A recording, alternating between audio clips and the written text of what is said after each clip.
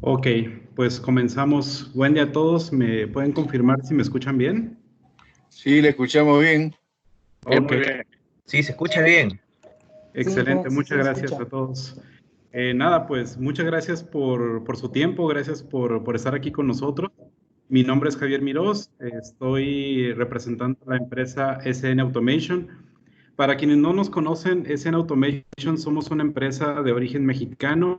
Estamos basados en la ciudad de Hermosillo, Sonora, pero con presencia en gran parte de México, en Phoenix, Arizona, en Lima, Perú y en Santiago de Chile.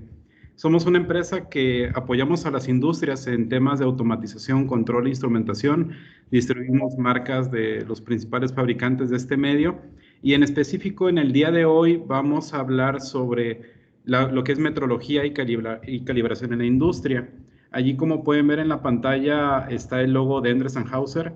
Esto es debido a que somos centro de servicio autorizado o proveedor de servicio autorizado de Endres y Hauser en México, en Perú, y estamos ya certificándonos en Chile. Actualmente ejecutamos servicios en Chile con presencia de personal directo de Endres & Hauser, y sin embargo, pues ya este año arrancamos con personal DSN certificado en el norte de Chile, en Antofagasta. Muy bien, entonces, pues vamos a entrar en materia. Permítame un momento aquí. Ok. Muy bien, pues el equipo que vamos a estar el día de hoy en el webinar, soy su servidor, Javier Mirós. Soy el director del área de servicio técnico a nivel empresa de SN Automation. Llevo ya más de 11 años en la industria y en el sector de automatización y control. Y pues ya recién estoy cumpliendo un año en SN. Estuve elaborando anteriormente en Panamá con Endres & Hauser. Ahora pues ya me incorporo con SN, y al final de esta presentación pues les enviaremos el material donde pueden ver nuestro link de LinkedIn para seguir en contacto. Bien, y me acompañan dos expertos. Me da mucho gusto de tenerlos aquí junto conmigo, al ingeniero Horacio, al ingeniero Jorge Meyer. Pues les cedo la palabra para que se puedan presentar. Horacio, por favor. ¿Qué tal? Buen día a todos. Muchas gracias, ingeniero Javier. De igual manera, es un gusto poder compartir este momento y agradecerle a todos que estén por aquí. Al día de hoy llevo involucrado 10 años alrededor en la experiencia en cuanto al acercamiento con las industrias, sobre todo específicamente en el área de metrología. Y para SN llevo alrededor de 2 años y medio. Entonces, pues ya hay. Nuevamente agradecerles el tiempo y espero poder aportar un poquito por ahí a lo que sea su día a día en sus labores diarias. Gracias, ingeniero Javier. Vale, gracias, Horacio. Ingeniero Jorge, por favor. Compañeros, también muy buenos días de parte de nosotros aquí en Monterrey, en Home Office. Pues sí, es un tema muy interesante. Pues cuando vi por primera vez la presentación, pues me sorprendió cuánta información pues tenemos por ahí. Creo que es algo de verdad que nos ayuda mucho de entender un poco todas las cosas especiales, pues todas las palabras bastante enfocados de una norma como OIML. Entonces, pues les deseo mucho éxito y muchas ganas, digamos, pues, porque sí que es algo realmente interesante. Muchas gracias. Exacto, Jorge, muchas gracias. Sí, bastantes términos que vamos a ver. El día de hoy del día de hoy iniciamos pues con la primera parte de una serie de 3 webinars.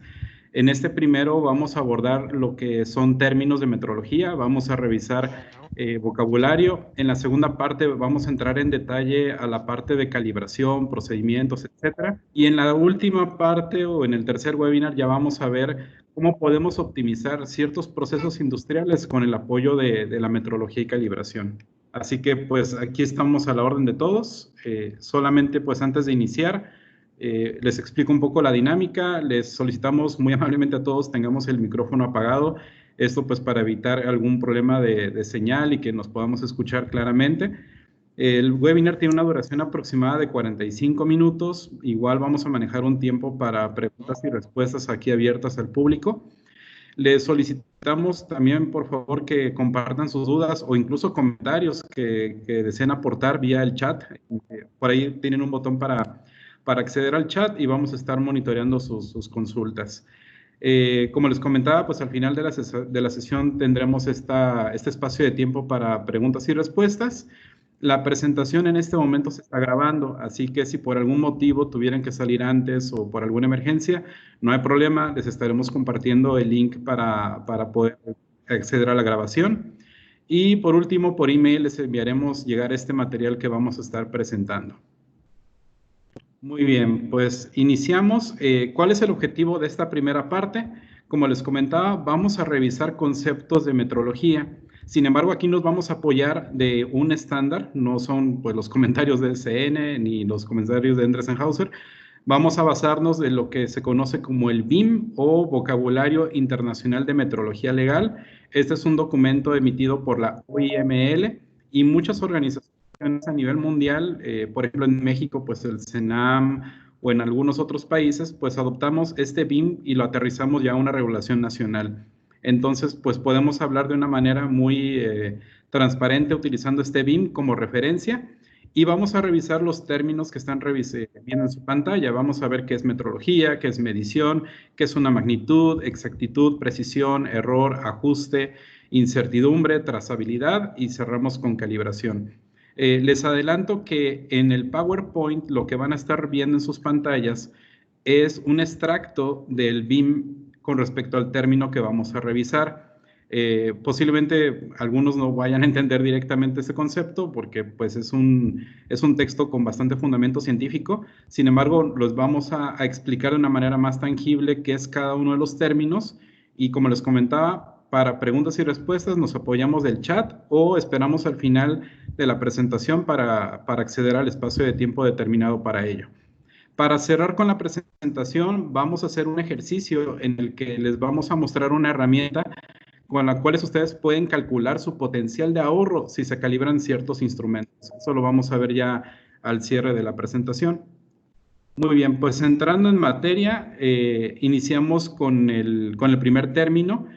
Los números que ustedes ven ahí como 2.2 significa que es el segmento o la sección del término dentro del BIM. Entonces, las definiciones, repito, son las definiciones colocadas en el BIM. Bueno, el primer término es metrología, ciencia de las mediciones y sus aplicaciones. Esta es la ciencia de la cual nos fundamentamos para toda la parte de ejecución de servicios de calibración. Recientemente, en este mes de mayo, el 20 de mayo, tuvimos el Día Mundial de la Metrología. Ciertas organizaciones nacionales tuvieron paneles de discusión muy interesantes, así que pues importante recordar ello. Muy bien, y pues para seguir con la parte de los términos, quisiera cederle la palabra a mi compañero Horacio. Horacio, por favor, ¿pudieras también compartir tu pantalla? Claro que sí, Inge, muchas gracias. Ahí les pediría que me confirmen cuando la puedan ver, por favor. Ya se ve. Perfecto. Y como bien comentaba mi compañero ingeniero Javier Mirós, el vocabulario está específicamente usado en estos términos que vamos a tocar. Buscaré ser un tanto dinámico para no ahondar mucho en esas palabras tan rebuscadas, en esa cuestión tan profesional. Continuemos, por favor, con el tema de la medición. Y ahora básicamente de las tareas que nos vamos a dar para llevar a cabo esas actividades con las cuales vamos a poder, de alguna manera experimental, poder obtener ciertos valores. Eso habla específicamente, a lo mejor por ahí vemos el baumanómetro, consiste en colocarlo en su posición correcta, hacer el bombeo para generar la presión y finalmente hacer el conteo, ¿no? Como lo debe de marcar un procedimiento. De eso específicamente habla la medición, de un proceso como tal. Error de medida, habla aquí de que es una diferencia entre un valor medido de una magnitud y un valor de referencia. ¿Esto qué quiere decir? Simplemente es justo esa diferencia que existe entre un error que estamos esperando. Hablemos, si me lo permiten, el concepto de un valor verdadero, que nos estaría dando un patrón de medida. Y a la hora de que nosotros realizamos una medición, es esa diferencia que va a existir entre esta referencia, este valor verdadero, con lo que realmente estamos cuantificando. Solo es una diferencia. No sé, estaremos buscando medir un metro y al realizar la medición vamos a obtener 98 centímetros. Bueno, esos 2 centímetros sería nuestro error, de manera práctica. Un comentario, Horacio, pues, ¿podemos regresar uno, por favor? Claro. Si hablas de referencia, entonces pues ahí siempre tengo mis dudas, porque si usamos una referencia, pues bajo qué norma o qué referencia tiene que cumplir, lo siento, esa referencia. Sí, muchas gracias. Para poder hablar de un término que se llama trazabilidad en las mediciones y poder cumplir con este criterio, necesitamos tener o hacer la medición con un instrumento calibrado que cumpla con esa cadena de trazabilidad. Un poquito más adelante voy a hablar un poco de este concepto, pero a grosso modo tiene que ver, digamos, la tendencia que tiene con las mediciones con respecto al patrón internacional, que es al cual de manera global nos vamos a referir todos en el ámbito de la metrología. Pero si me permites, Inge, a grosso modo te lo comento de esta manera. Con el pasar de la presentación iremos ahondando más en el tema. De aquí se desprenden dos términos que me gustaría tocar. Se presta mucho a ciertas confusiones por ahí en muchas cuestiones. Personas se acercan y me preguntan que si calibrar es dejar el equipo midiendo preciso, ¿no? o exacto. Sobre todo, siempre me gusta hacer la comparativa y la explicación de estos dos términos, que exactitud habla específicamente justo de esa proximidad contra el valor que hablábamos hace rato, ¿no? De un valor verdadero, de un valor que ya conocemos. Eso es exactitud. Tener, digamos, entre menos diferencia haya entre ese valor buscado, tendremos una mejor exactitud en el instrumento. Y precisión habla, aun cuando el valor de la exactitud difiera un tanto del valor real, la precisión tiene que ver cuando estamos haciendo un muestreo o una medición en repetidas ocasiones bajo las mismas condiciones, que el instrumento tienda a que estos resultados exista una repetibilidad. Esto quiere decir que exista una pequeña diferencia entre esos pequeños valores que estamos buscando. No sé, estamos buscando medir 1 metro, como hace rato lo comentaba. La característica del equipo me dice que su precisión es alta cuando mide 1 metro, la segunda medición mide 0.99, 1.01, pero todos los muestreos y las mediciones van a estar muy cercanas entre sí, va a haber una dispersión muy, muy pequeña. Aquí también me gustaría comentar un poco que dentro de estos dos puntos va muy enfocado la cuestión física del instrumento. Aquí entra totalmente las características físicas del instrumento para poder hablar de estos dos errores. Antes de eso, de igual manera, hay que considerar que cuando estamos haciendo una medición, existen, por ahí veo un tema, no sé si tengo un problema yo, técnico. ¿Ven mi presentación? No, Horacio, no se ve. Si la puedes volver a compartir, por favor. Sí, ahí la ven.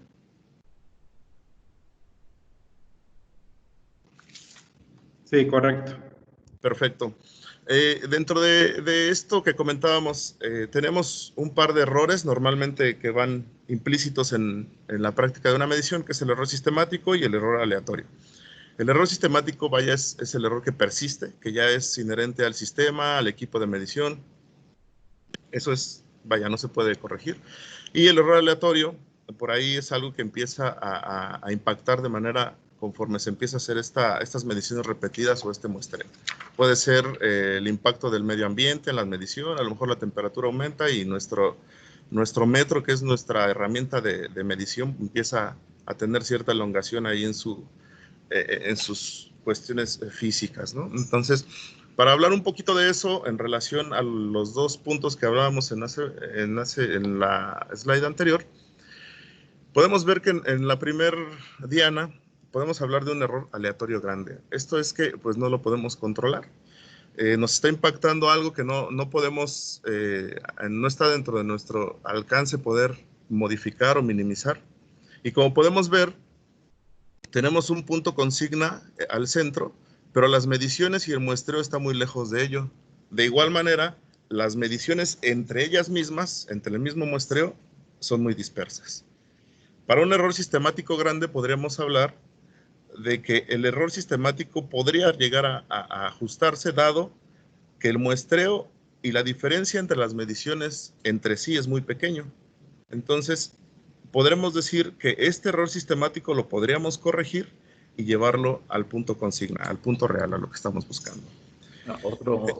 Otra preguntita aquí, Horacio. Sí. En el error sistemático, ahí pues tenemos algo, tiene que ver algo la repetibilidad también, pregunto, porque veo mucho por ahí en el mismo puntito, ¿no? Es correcto, ingeniero. Como igual habla de las características físicas del instrumento. Como sabemos, existen diferentes características dependiendo la gama del instrumento en cuanto a su clase de exactitud, a la calidad del mismo, para poder aportar una medición más confiable. Y justo bien lo que hablas, es una característica la repetibilidad de un error. El error siempre va a estar implícito en la cuestión del instrumento como una construcción física que él tiene, pero el error sistemático, como bien lo dices, es esa capacidad de poder repetir en n cantidad de mediciones o tender al mismo valor, aun cuando sea, cuando diste del valor real.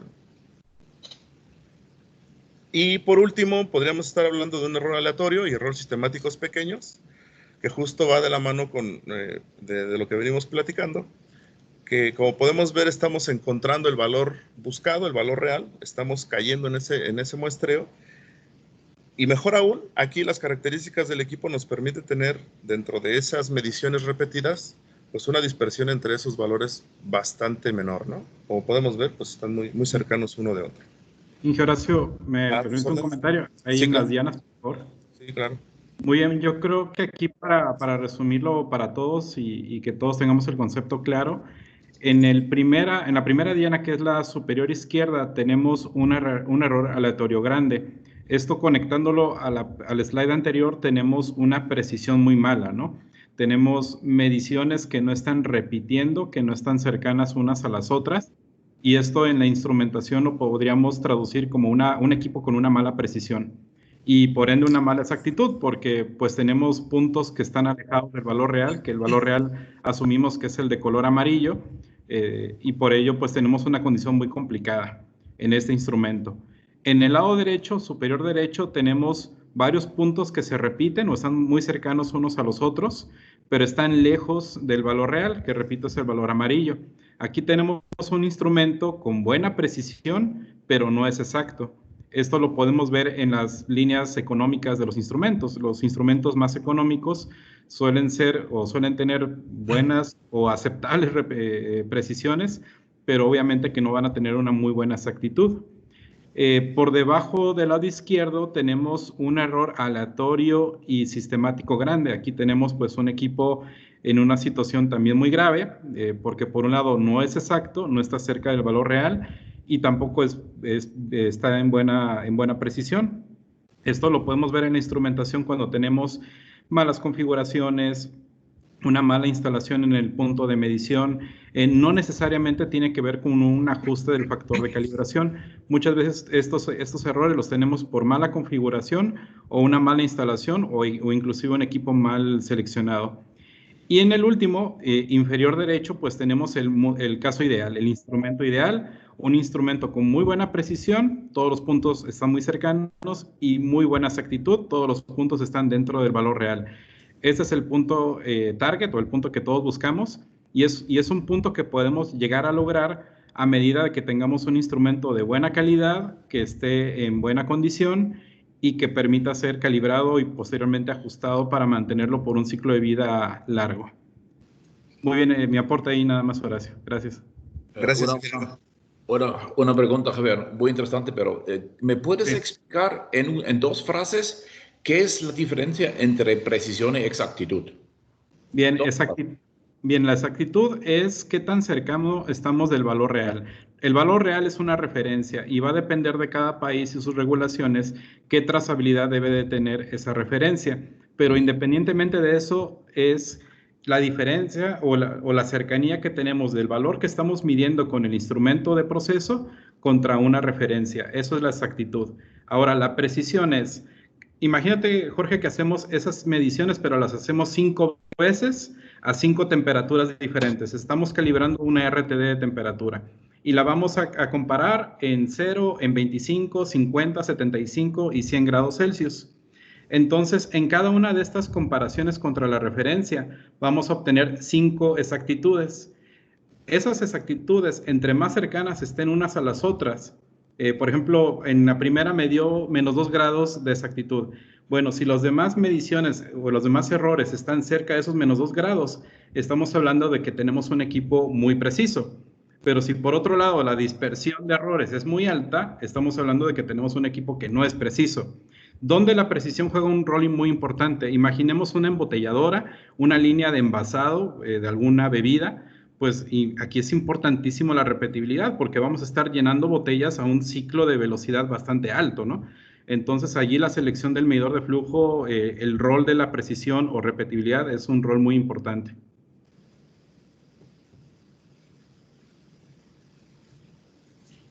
Gracias, perfecto. En definitiva, en definitiva se podría entender entonces que la precisión es la cercanía entre número de intentos de medida y la exactitud es la cercanía entre valores de ese intento de medida.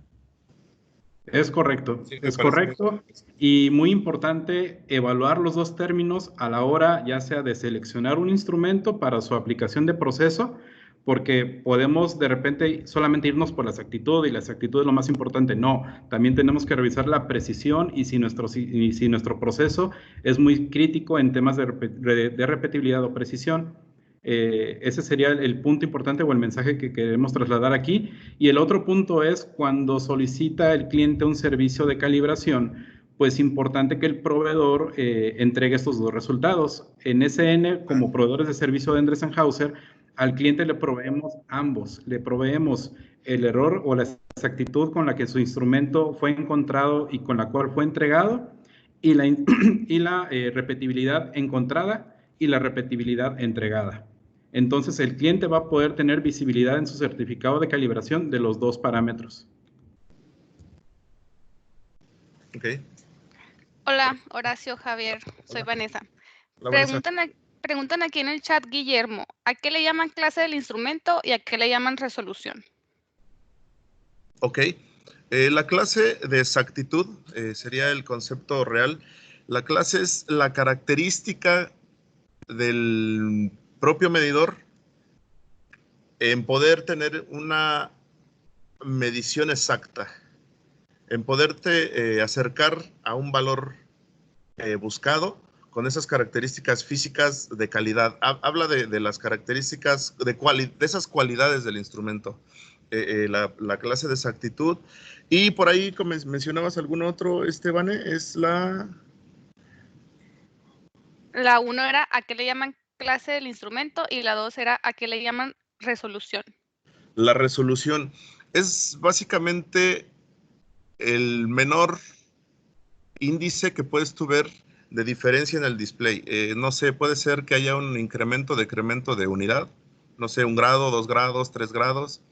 Si tú ya tienes unas características mayores dentro de tu instrumento, puede ser que la resolución en este caso pudiera ser de 1.1. En este caso la resolución sería de ese factor que es cambiante, que tú puedes percibir de manera física en el instrumento como tal, a esa pequeña variación que empieza a significar una diferencia entre una medición y la otra. Puedes tener 0.1, 0.01, 0.001, dependiendo las características y las condiciones del instrumento. Ojo, siempre va acotado a que es característica propia del instrumento.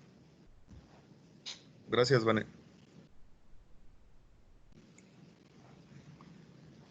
Muy bien, continuamos ahí, Inge Horacio. Claro. Pasemos a incertidumbre de medida. Por aquí es un tema muy, muy rebuscado. Habla de un parámetro no negativo que caracteriza la dispersión de los valores. Como tal, hablando un tanto de este concepto, es esa cierta duda que se tiene, ¿no? Con todas las condiciones que pueden venir a impactar en una medición. En este caso, hablábamos de una medición que se hiciera un muestreo y cuando lo hace el muestreador 1 o la persona 1, viene una segunda persona y lo realiza, viene una tercera persona y realiza, va a haber unas ciertas diferencias por ahí. Es importante mencionar que este parámetro siempre se va a expresar como un valor no negativo.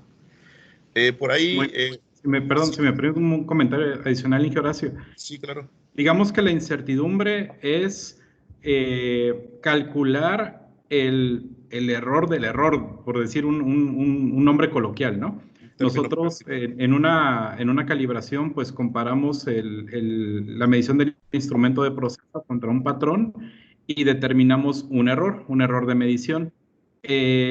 Todos los aditamentos que utilizamos para la calibración, llámese los patrones, llámese el procedimiento, etcétera, todos esos factores, dependiendo de la calidad de esos factores, vamos a poder confirmar si el error que calculamos es real o qué tanto no es real.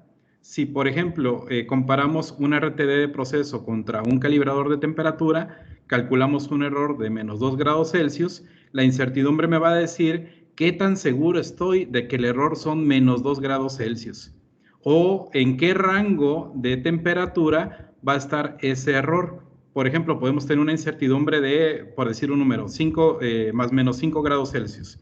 Si yo calculé un error de menos 2 grados Celsius, quiere decir que el error real pues, va a estar entre 0 y menos 5 grados Celsius, por decir un ejemplo. Bien.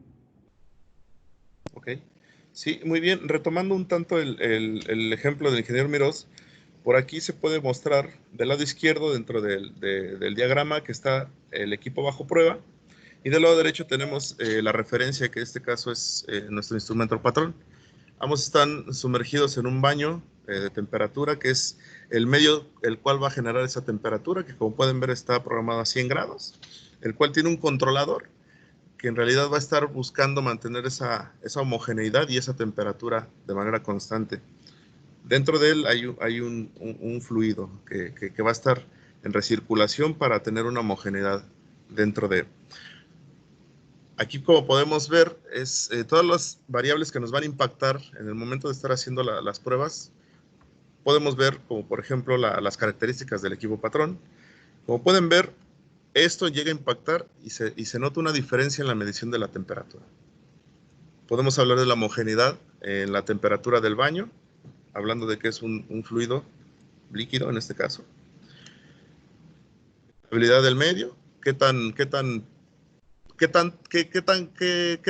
es su calidad del controlador para poder lograr una estabilidad adecuada, ¿no? Eso de igual manera nos va a impactar totalmente. La profundidad de inmersión, claro que le va a impactar. Y todas estas cuestiones que hemos estado mencionando, el medio ambiente, la persona que va a realizar la medición, va a impactar directamente en esa duda, en ese error del error, como bien lo comentaba el ingeniero Mirós. Y justo eso en manera práctica vendría siendo la incertidumbre, esa duda que se tiene a la hora de realizar la calibración, ¿no? Muy bien. En este caso podremos ver los resultados que en el equipo bajo prueba tenemos 10.53 y nuestra sonda de referencia tiene 98.96. ¿Te ibas a comentar algo, ingeniero? Sí, aquí podemos ver que tenemos condiciones como la estabilidad de la temperatura en el baño, la homogeneidad del aceite, la diferencia en las longitudes de inmersión del RTD patrón y la RTD de proceso. Vemos que tenemos diversos factores que están influyendo en que haya una diferencia en la medición. Entonces, la forma de medir el impacto de estos elementos en la comparación o en la calibración es lo que vamos a llamar incertidumbre. Hay diversas formas de expresarla. Existe ya una fórmula para el cálculo de incertidumbre. Todos los laboratorios de calibración deben de calcular la incertidumbre de sus calibraciones. Los proveedores de servicios de calibración les tienen que entregar en el certificado la incertidumbre con la cual fue calibrado. Esto para que cuando uno como cliente recibe el certificado de calibración y ve que el equipo, por decir un ejemplo, un equipo de medición de flujo, me lo estás entregando con 0.5% de exactitud, pero me lo estás entregando con 0.2%, con más o menos 0.2% de incertidumbre. ¿Qué quiere decir? Que de ese error de 0.5 tenemos más o menos 0.2% de incertidumbre. ¿Esto qué quiere decir? Que dentro de ese rango va a estar el error real del punto de medición. Eso es bien importante que la gente en planta lo tenga muy claro, porque al momento de reinstalar el equipo en su instalación de proceso, evaluar que ese rango de incertidumbre sea permitido para la tarea de medición en la planta. Si es un medidor de flujo que está midiendo la recepción de un combustible, por ejemplo, y vemos que ese rango de medición se traduce en un error fuera de lo especificado por el estándar nacional de cada país, pues es un punto en el que debemos de tomar en cuenta. Entonces, bien, aquí el término o el mensaje es: la incertidumbre es un parámetro adicional en las tareas de calibración y un parámetro súper importante para la hora de determinar si el equipo que tenemos en proceso es el adecuado. Una pregunta, compañeros. Estamos usando tantas palabras diferentes para todo esto, que al final de cuentas, pues me pregunto, ok, para cumplir con mi sistema de calidad que tengo en mi planta, básicamente, ¿cuál de todas estas palabras que usaron sería el más indicado? Todas. ¿Qué piensan? Pues eso, hay un montón, sí, y todo es valoroso, todo tiene un valor, pero ¿cuál es para un sistema de calidad dentro de mi planta? Pues ¿cuál es el que más seguridad me da? Claro, lo podemos traducir en los 3 términos más importantes de todos, Jorge. Estamos de los que llevamos hablados, ¿no? De los que llevamos hablados, los más importantes son exactitud, precisión e incertidumbre. Esos 3 parámetros nos van a decir la salud metrológica del instrumento de medición. Esos 3 parámetros me van a indicar en qué condición de salud en términos metrológicos está el instrumento. No me va a decir, le está fallando tal tarjeta, o ¿sabes qué? Le está fallando tal elemento del sensor. Eso no me lo va a decir, para eso se requieren otras tareas como la verificación. Lo que esos 3 parámetros me van a decir es en qué condición de salud está nuestro instrumento en términos metrológicos. Siguen otros términos como trazabilidad, donde también es importantísimo para un sistema de gestión de calidad, pero ya la trazabilidad hablamos del respaldo del respaldo de los resultados o del respaldo de las herramientas con las cuales obtenemos esos resultados.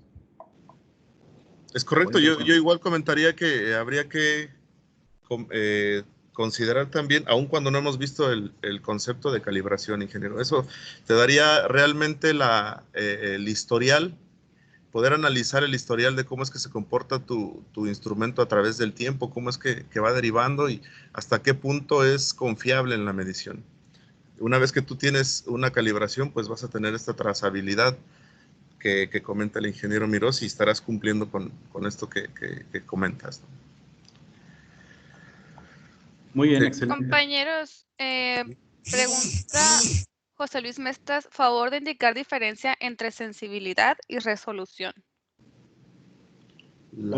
Ok. Solo un pequeño comentario, para respetar los tiempos, las preguntas que nos vayan dejando en el chat las vamos a revisar al final de la presentación. Esto para no comprometer ahí con el tiempo que teníamos para el webinar. Les invito a que sigan pasando ahí sus preguntas, por favor. Ya una vez terminando la presentación, pasamos a leerlas y a responderlas, ¿vale? Para no perder ahí la secuencia de la presentación. Claro, ok. Entonces, retomando un poco el ejemplo que comentaba el ingeniero Mirós acerca de la incertidumbre, bueno, aquí podemos ver que estamos haciendo unas pruebas en aproximadamente, no sé, 10 grados, 50 grados, 100 grados y 147 grados. En el primer punto de medición podemos hablar que tenemos un error, no sé, de punto 3 aproximadamente, en 50 un error de 0. En 100 un error de punto 22 aproximadamente y en 140 tenemos un error cercano a punto 4. Del cual pudiéramos hablar que la tendencia, si ustedes me lo permiten, en los resultados entre punto y punto podría ser esa. Y claro, eso sería, digamos, lo normal y podríamos expresar una incertidumbre de esta manera cuando las condiciones que tenemos son controladas, cuando tenemos unos instrumentos con altas características, una buena eficiencia en el baño de temperatura, una alta clase de exactitud del medidor patrón, un procedimiento acreditado, validado y personal que es altamente capacitado. Pero si por alguna u otra razón la incertidumbre cambia, entonces vamos a ver que ese espectro va a ser mucho mayor y vamos a tener una duda mucho mayor en cuanto a las mediciones que podemos obtener. Esto es, este podría ser la gráfica que emitiera un primer observador, pero si llega un segundo observador, podría ser esta. Y si llega un tercer observador, podría ser una gráfica totalmente diferente.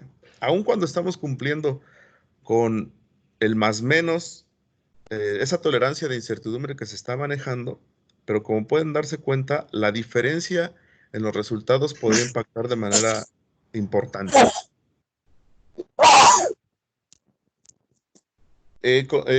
Consideremos como tal también tocar el tema de trazabilidad metrológica.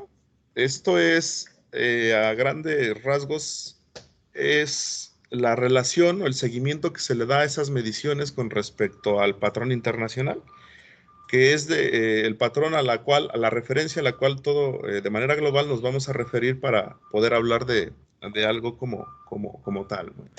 Por medio de esos patrones internacionales, nosotros buscaremos, por medio de los patrones nacionales, hacer esta calibración, esta medición para los patrones de referencia con los cuales cuenta una entidad acreditada, que en este caso puede ser un laboratorio de calibraciones, en este caso como lo que tenemos nosotros, y con ello nosotros dar calibración y la misma trazabilidad hacia nuestros patrones de trabajo, que serán con los cuales nosotros estaremos atendiendo los servicios que ustedes por ahí nos soliciten o el cliente en algún momento solicite.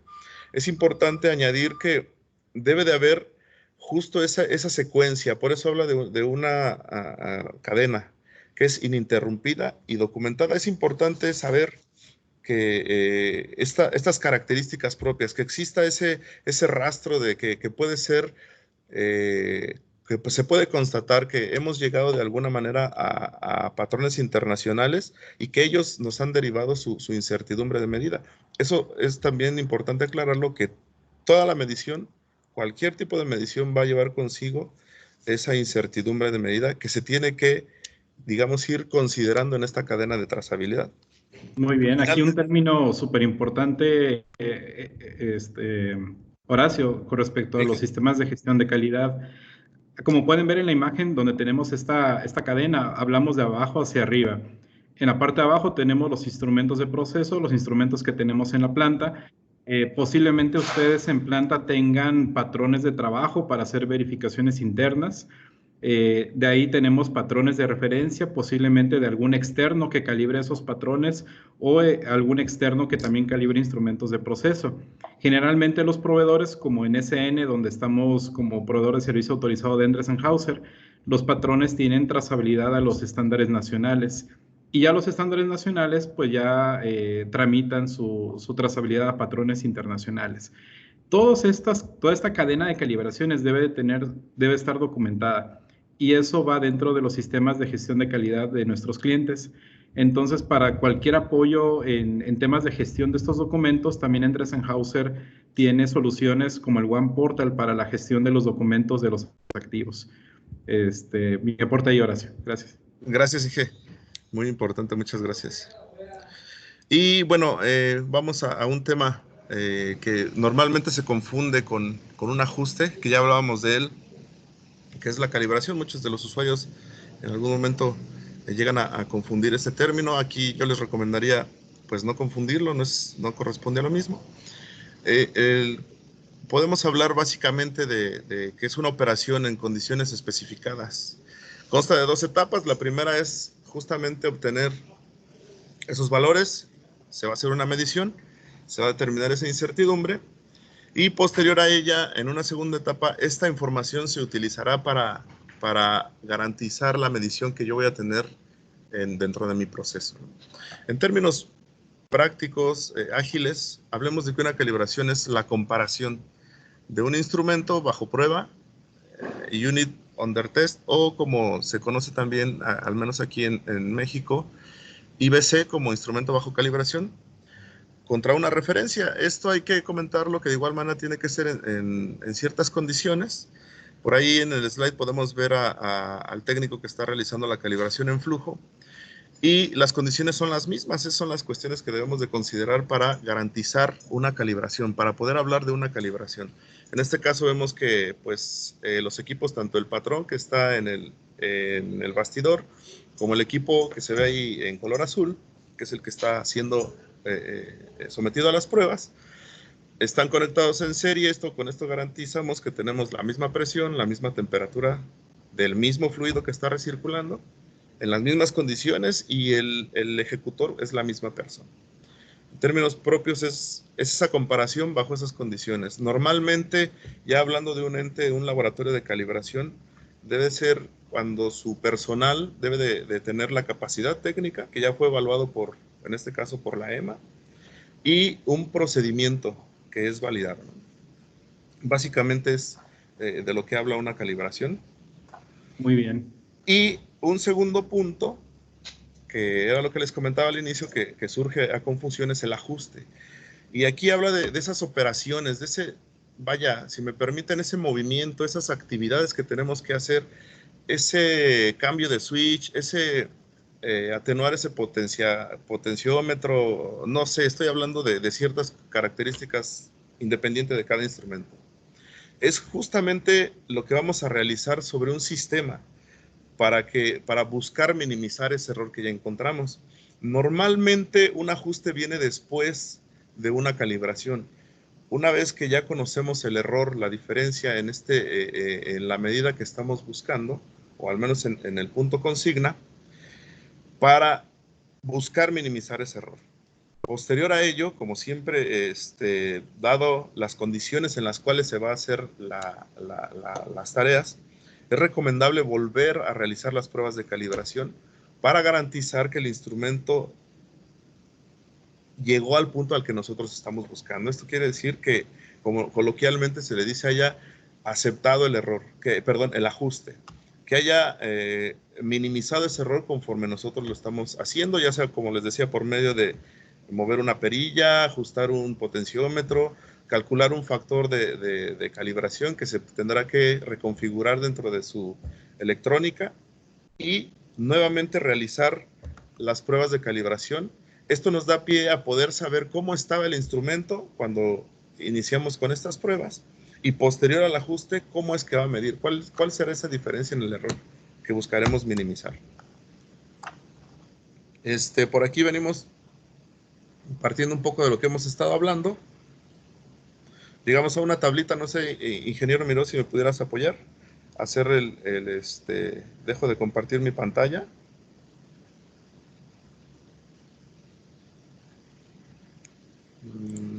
A ver, dame un segundo.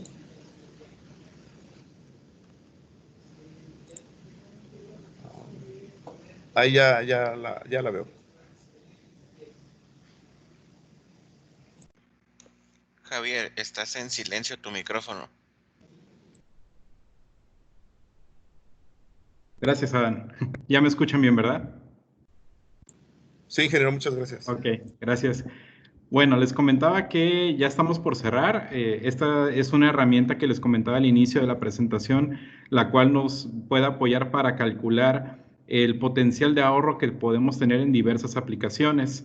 Les explico en qué consiste cada una de las columnas.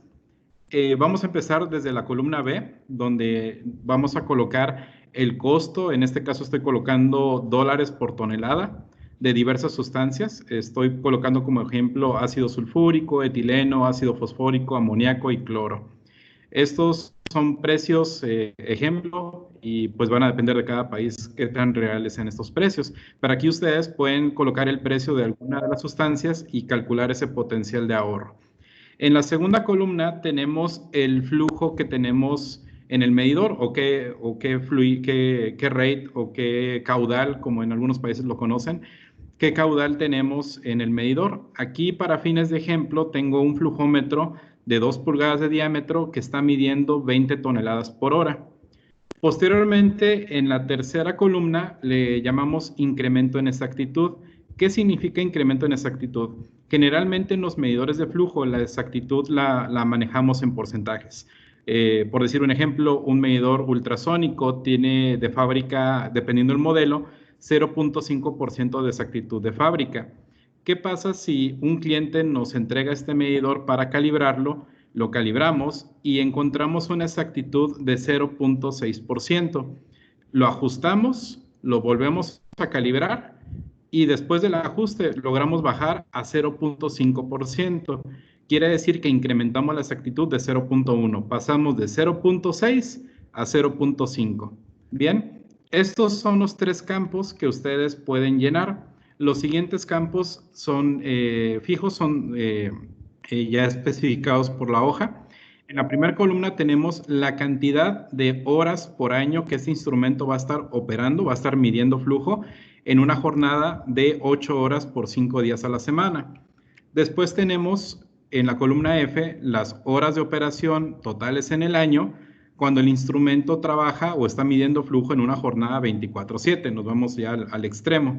Aquí ustedes pudieran modificarlo, de repente pues calcular o estimar las horas que su medidor va a estar midiendo flujo y colocarlas en alguna de estas columnas. Con base en estos resultados se calcula la reducción de merma o la reducción de error al hacer el cálculo con esta tabla. ¿Cómo se basa en el cálculo? El cálculo es muy sencillo. Básicamente lo que hacen es, tenemos ya un flujo que son 20 toneladas por hora. Entonces, esas 20 toneladas por hora las multiplicamos por el total de horas en el año que va a operar el medidor y lo multiplicamos por el precio que nos cuesta la tonelada, pues vamos a obtener finalmente el 0.1% de esa tanda. ¿Qué quiere decir? Vamos al primer ejemplo, ácido sulfúrico. En ácido sulfúrico estamos teniendo 20 toneladas por hora y estamos operando un total de 8,736 horas. Entonces multiplicamos y ahí tenemos el total de toneladas que la planta está consumiendo de ácido sulfúrico. Imaginemos que es un medidor de flujo que lo tenemos en la recepción de ácido sulfúrico. El ácido se lo estamos comprando a un tercero. Con ese medidor estamos midiendo el ácido sulfúrico que recibimos en la planta y tenemos que en total recibimos N cantidad de toneladas en todo el año.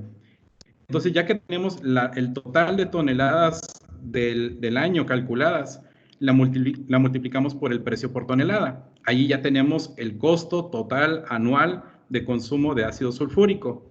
Si ahora le calculamos el 0.1% de ese monto total de dinero, va a ser el monto total de dinero que vamos a dejar de pagar por haber ajustado el equipo de 0.6 a 0.5%. Entonces, traten de imaginarse instrumentos en sus plantas que no han sido calibrados en los últimos 5 años, en los últimos 3 años, o tenemos plantas que tienen equipos sin calibrar con más de 10 años. ¿Y cuánta desviación pudieran tener? Todos los instrumentos de medición, independientemente de su marca y tecnología, no existe hoy flujómetro en el mercado que no tenga deriva. Deriva por desgaste, deriva por condiciones de proceso.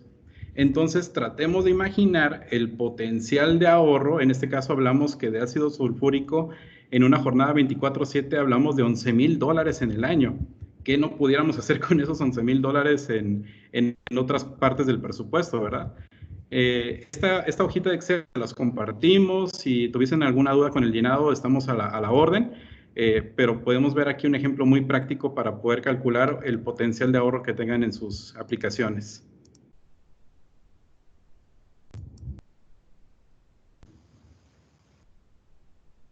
Javier, buenos días. Te saluda Omar Campos, de Gloria Huachipa. ¿Qué tal, ingeniero? Muy buen día. Buen día. Bueno, igual que ustedes, seguramente haciendo trabajo remoto. Sí, así es. Te quería hacer una consulta en relación a esta tablita. Me parece muy buena, muy clara respecto a la ventaja de tener una exactitud, ¿no? Apropiada en los medidores. Ahora, nosotros en planta, por ejemplo, usamos gas natural para generar vapor. Correcto. Y usualmente el gas natural genera por decir, un 80% del valor de los gastos en la generación de vapor, el combustible. Entonces, la pregunta es la siguiente. Endres & Hauser está desarrollando alguna línea para hacer la medición de gas natural, porque en el gas natural necesitas hacer una corrección por temperatura para valores estándar y que te permita hacer una integración de las dos variables, tanto de flujo de vapor como de gas natural, y tener por default el indicador en cada momento, dado que, si bien es cierto, el flujo de las toneladas hora de vapor va variando en el tiempo según la demanda de producción. No es constante, ¿no? Podría tener picos, ¿no?, de demanda, de repente en los arranques o de repente en la simultaneidad de los procesos. Por eso es que, en realidad, esto habría que monitorearlo en el tiempo y usar de repente el SCADA para integrar estas dos variables, de vapor y gas natural. ¿Qué nos podría decir, por favor? Bien, lo primero, ingeniero, es confirmar la cadena de calibraciones que ha tenido sus instrumentos que tiene en esa sección del proceso. No sé si ya cuente con detalles de esos instrumentos. Lo principal es revisar el historial de calibraciones que se ha tenido para poder determinar el error de medición, la frecuencia de calibración. Y lo segundo, ya hablamos del tema de la aplicación. Aquí me gustaría pedir el apoyo del ingeniero Jorge Meyer. Él es experto en este tema de utilities. Ok. Claro que sí, claro que sí. Bueno, básicamente, pues para la medición de... tienes una medición de flujo másico en gas natural y una medición de flujo másico en vapor, ¿es correcto? Correcto. ¿Ya? Ok, perfecto. Según mi experiencia, mira, pues para la medición de flujo en gas natural, el Coriolis es el sistema más adecuado. Por un lado, por la precisión, por un lado, y por el otro lado, digamos, también por su excelente desempeño en la medición de flujo másico y flujo volumen normalizado. Entonces, pues, básicamente, pues, si mides gas natural, entonces, pues, lo que tú mides normalmente es volumen. Entonces, pues, el proveedor de gas natural aplica un cierto factor, los famosos PTUs, y de ahí, pues, de factura. Entonces, pues, si tú tienes ahora un Coriolis, por ejemplo, pues, que te mide volumen normalizado, entonces, pues, por ahí, pues, tienes entonces, pues, un indicador, pues, para comparar los volúmenes que te cobran con los volúmenes que gastaste. Y entonces, pues, esto te puede dar una orientación referente a tu medición de gas natural. Referente ¿me explico bien? Sí, correcto, correcto. Me sale otra pregunta en relación a lo que me dice Jorge. Buenos días. La diferencia entre la exactitud de una medición en coriólisis con otro tipo de medición o la más cercana en flujo másico, ¿cuál sería?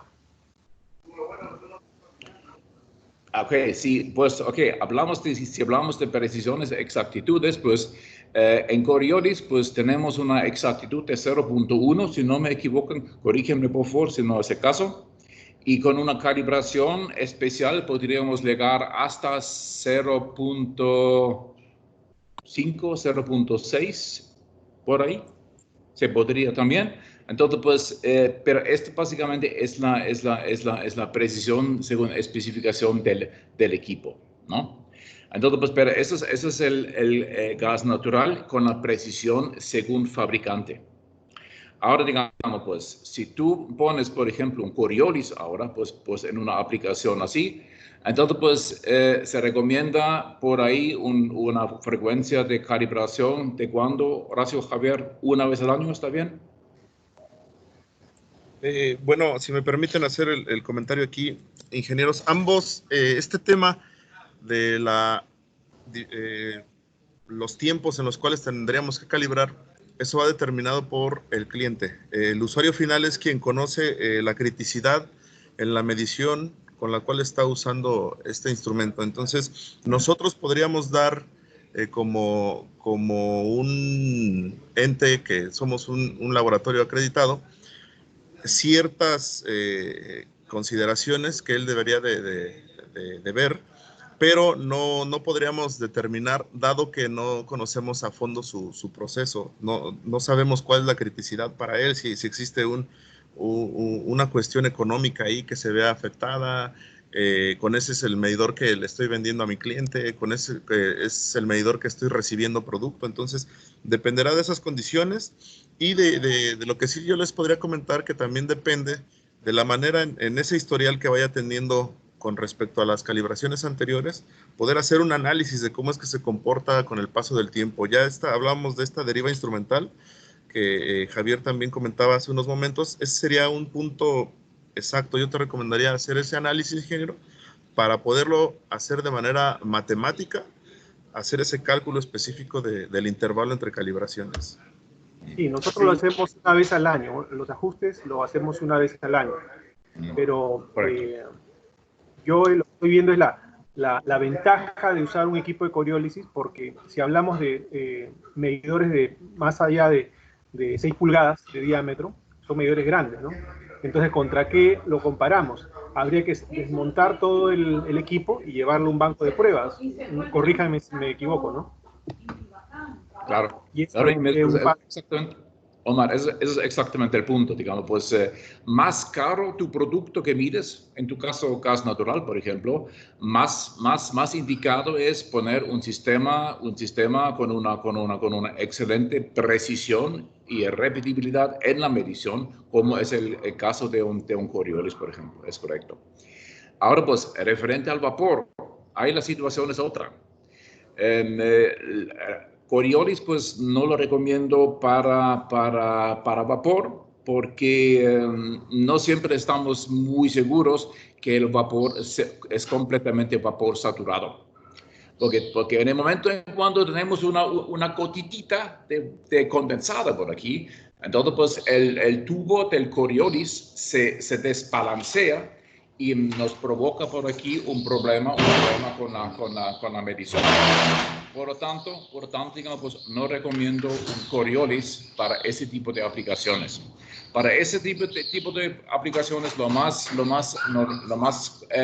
lo que mejor experiencia que tengo son básicamente con sistemas Vortex, por ejemplo, donde tenemos hoy en día sistemas que te pueden medir hasta la humedad, el contenido de humedad dentro del propio vapor. Digamos, esto también es algo pues, que puede ser interesante. Por lo tanto, digamos, pues, para gas natural, Omar, completamente adecuado, Coriolis, excelente decisión, y para todo lo que es vapor, pues hay pues mejor usar un sistema Vortex. Y un último comentario, tengo muchos clientes que me dicen, hombre, pues no necesito una medición de vapor, aquí tengo una placa de orificio ahí metido. Y siempre pregunto, ok, ¿y con qué frecuencia calibras tu placa de orificio? Entonces me dicen, hombre, hace 5 años me funciona ahí dentro y nunca tengo problemas. Por favor, si tienen un caso así, pónganse en el sitio de su placa de orificio, pues donde tengo un agujerito chiquitito, ¿ya? Que se expande cada vez más con el tiempo y por lo tanto la medición va hacia el sur. Por lo tanto, digamos, pues es otra experiencia. Ahí pudiera aportar algo adicional con respecto al tema de incertidumbre. Tenemos que la incertidumbre es influenciada muy principalmente por la exactitud de los patrones. ¿Qué pasa si en la aplicación de gas natural tenemos una placa de orificio y después tenemos un Coriolis? ¿Cuál es la exactitud de un placa de orificio versus la exactitud de un Coriolis?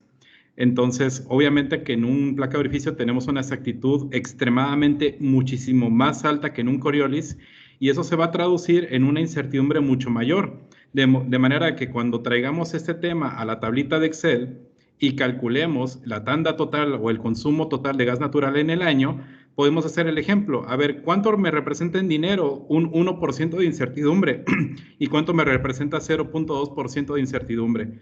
Podemos hablar de millones, ¿ok? Dependiendo del consumo que puedan tener.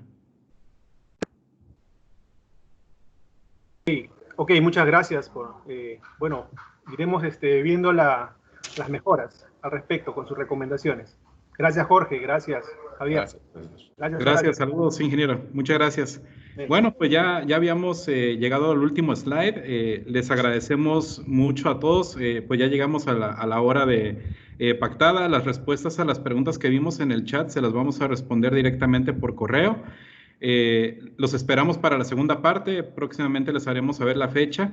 En la segunda parte hablaremos de procedimientos de calibración, hablaremos de flujo, presión, temperatura, hablaremos de qué es la diferencia entre calibrar y verificar, y ya empezaremos a ver regulaciones y normatividades internacionales con respecto a las buenas prácticas de calibración. Así que pues los esperamos para la segunda parte, les deseo un excelente día y muchas gracias por su tiempo a todos. Que tengan excelente tarde en donde quiera que estén. Gracias a todos. Gracias. Bye. Bye. Hasta luego, Inge.